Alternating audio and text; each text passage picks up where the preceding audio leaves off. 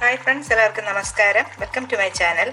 അപ്പോൾ ഇന്ന് വളരെ ടേസ്റ്റി ആയിട്ടുള്ള ഒട്ടും കയ്പില്ലാത്ത രീതിയിൽ ഒരു പാവയ്ക്ക കറിയാണ്.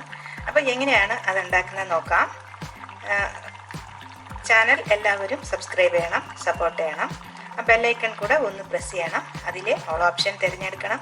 എന്നാൽ മാത്രമേ ഞാൻ വീഡിയോസ് അപ്ലോഡ് ചെയ്യുമ്പോൾ നിങ്ങൾക്ക് ഉടനുടൻ നോട്ടിഫിക്കേഷൻസ് വരൂ. അപ്പോൾ ഒട്ടും സമയം കളയാതെ നമുക്ക് വീഡിയോയിലോട്ട് പോകാം. അപ്പോൾ ഞാൻ ഒരു 4 പാവയ്ക്ക അരിഞ്ഞെടുത്തു.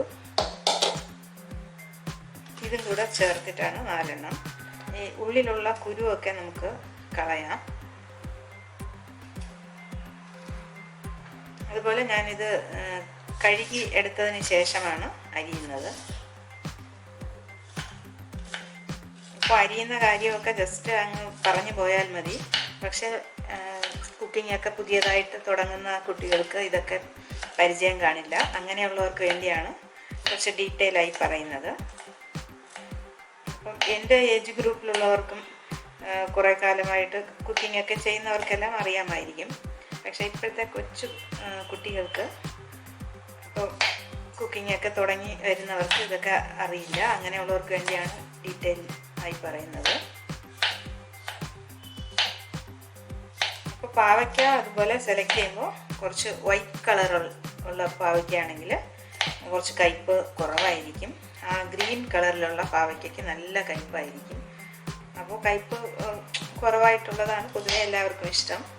അപ്പോൾ നമുക്ക് സെലക്ട് ചെയ്യുമ്പോൾ അങ്ങനെയുള്ളത് നോക്കി സെലക്ട് ചെയ്യാം.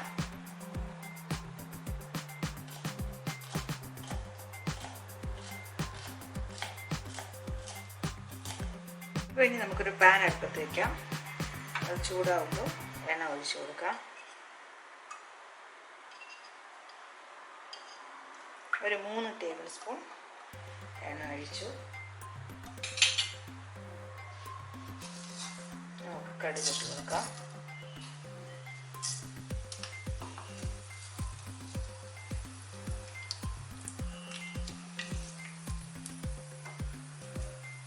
പാനിൽ ഒരു 3 ടേബിൾ സ്പൂൺ വെളിച്ചെണ്ണ ഒഴിച്ചു കൊടുത്തു. ഒരു 2 കടുക് ഇട്ട് കൊടുത്തു. പിന്നെ ഒരു 2-3 വറ്റൽമുളക്. ഒരു വലിയൊരു സവാള, കുറച്ച് കറിവേപ്പില കൂടെ കൊടുക്കാം.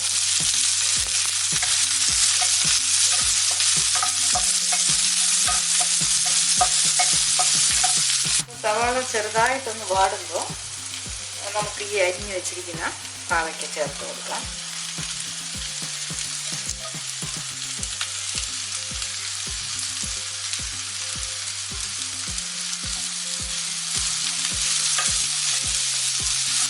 ഇനി നമുക്ക് ആവശ്യത്തിന് ഉപ്പും കൂടെ ചേർത്ത് കൊടുക്കാം.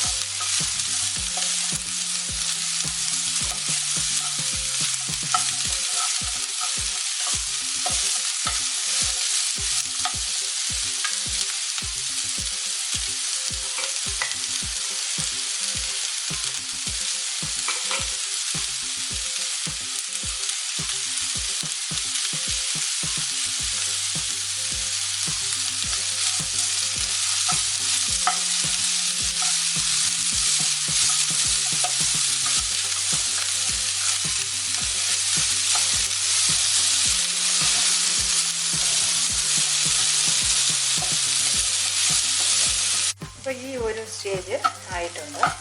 കുറേ സമയമായി.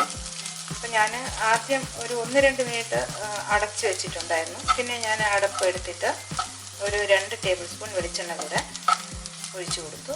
ടോട്ടൽ ഒരു 5 ടേബിൾ സ്പൂൺ വെളിച്ചെണ്ണയായിട്ടുണ്ട്. ഇത് ഈ ഒരു സ്റ്റേജ് എത്തി.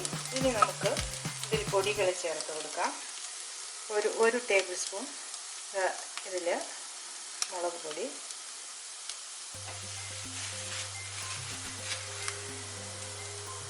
ഒരു 2 ടേബിൾ സ്പൂൺ മല്ലിപ്പൊടി,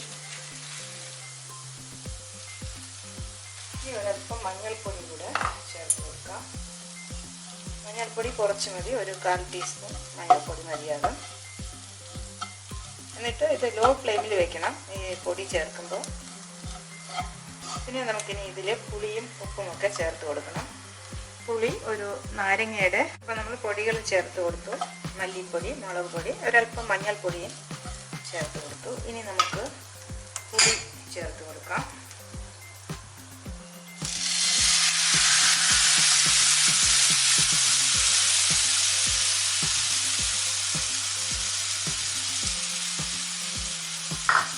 ആവശ്യത്തിന് വെള്ളവും ഒഴിച്ച് കൊടുക്കാം.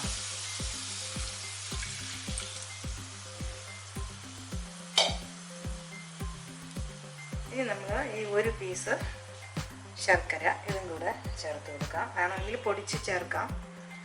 പൊടിച്ച് കല്ലൊക്കെ മാറ്റിയിട്ട് വേണമെങ്കിൽ അങ്ങനെയും ചേർക്കാം. ഇപ്പം ഞാൻ ഇത് വലിയ കല്ലില്ലാത്തതായിരുന്നു, അതുകൊണ്ട് ഡയറക്റ്റായിട്ട് ചേർത്ത് കൊടുത്തു. വേണമെങ്കിൽ ഇതിനെ സെപ്പറേറ്റായിട്ട് അരിയിച്ച് ചേർക്കാം. അപ്പോൾ ഇനി ഇതിനെ നല്ലപോലെ നമുക്ക് തിളപ്പിച്ചെടുക്കണം. അപ്പോൾ ഞാൻ നോൺ സ്റ്റിക്ക് പാത്രത്തിൽ നിന്നും വേറൊരു പാത്രത്തിലോട്ട് മാറ്റി ഒരു സ്റ്റീൽ പാത്രത്തിൽ, മൺപാത്രം ഉണ്ടെങ്കിൽ അത് നമുക്ക് എടുക്കാം. അപ്പോൾ പുളി തിളയ്ക്കുന്നത് കൊണ്ട് പുളിയൊക്കെ ചേരുന്നതുകൊണ്ട് ഞാൻ മാറ്റിയതാണ്. ഇതിപ്പോൾ ഈ ഒരു സ്റ്റേജ് എത്തിയിട്ടുണ്ട്. അപ്പം ഞാൻ പുളി നമ്മൾ എടുത്ത പുളി തന്നെ നല്ലപോലെ കുറച്ച് വെള്ളം കൂടെ ഒഴിച്ച് ഒന്ന് അതിനെ നന്നായിട്ട് പിഴിഞ്ഞ് ഒഴിച്ചു കൊടുത്തു. ഉപ്പും ആവശ്യത്തിന് വീണ്ടും ചേർക്കേണ്ടി വന്നു. അപ്പം ശർക്കര ചേർത്തില്ല, നമ്മൾ നേരത്തെ ചേർത്ത അത്രയും എമൗണ്ട് തന്നെ. എല്ലാം കൂടെ ചേർന്ന് നല്ല ഒരു ടേസ്റ്റ് വരും.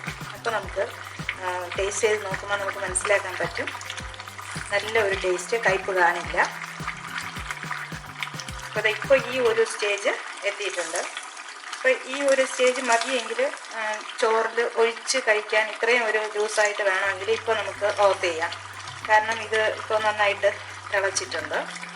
അപ്പോൾ കുറച്ചുകൂടി ഒരു തിക്കായിട്ട് വേണമെങ്കിൽ ഒരല്പം നേരം കൂടെ ഒന്ന് തിളപ്പിച്ചാൽ ഒന്നുകൂടെ കുറുകി വരും. അപ്പോൾ നമ്മുടെ അടിപൊളിയായിട്ടുള്ള പാവയ്ക്കക്കറി ഇവിടെ റെഡിയായി. അപ്പോൾ ഇത് വളരെ എളുപ്പത്തിൽ നമുക്ക് ഉണ്ടാക്കാൻ സാധിക്കും. അപ്പോൾ നമുക്ക് സാധാരണ പാവയ്ക്കയ്ക്ക് ഒരുപാട് മെഡിസിനൽ ക്വാളിറ്റീസ് ഉണ്ട്, പക്ഷേ കയ്പുള്ളത് കൊണ്ട് എല്ലാവർക്കും കഴിക്കാൻ മടിയാണ്. എസ്പെഷ്യലി കൊച്ചു കുട്ടികൾക്ക് അവർക്ക് ഇത് ഒട്ടും ഇഷ്ടപ്പെടില്ല. പക്ഷേ നമ്മൾ ഈ രീതിക്ക് വെച്ച് കൊടുത്തു കഴിഞ്ഞാൽ അവരത് കഴിക്കും. അപ്പോൾ അതിൻ്റെ ഗുണങ്ങൾ നമുക്ക് കിട്ടുകയും ചെയ്യും. അപ്പോൾ വീണ്ടും കാണാം നല്ല റെസിപ്പീസുമായി. Till then bye bye. Thank you. Take care.